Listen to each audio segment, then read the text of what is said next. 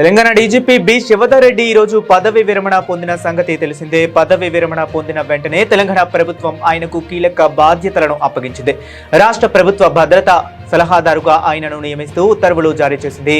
ఆయన సేవలు రాష్ట్రానికి మరింత కాలం అవసరమని ప్రభుత్వం భావిస్తున్నట్లు ఈ నిర్ణయం ద్వారా స్పష్టమవుతుంది. రాష్ట్ర ప్రభుత్వ భద్రతా సలహాదారుగా శివధర్ రెడ్డిని చీఫ్ సెక్రటరీ హోదాతో ఈ పదవిలో నియమించారు. బాధ్యతలు చేపట్టిన నాటి నుంచి 3 ఏళ్ల పాటు ఆయన ఈ పదవిలో కొనసాగుతారు. శాంతి భద్రతల పరిరక్షణ, అంతర్గత భద్రత, నేర నియంత్రణతో పాటు ప్రస్తుతం రాష్ట్రం ఎదుర్కొంటున్న ప్రధాన సవాలు అయిన నార్కోటిక్స్ కంట్రోల్, డ్రగ్స్ నియంత్రణ, రోడ్డు భద్రత వంటి అంశాలపై ఆయన ప్రభుత్వానికి నేరుగా సలహాలు అందించనున్నారు.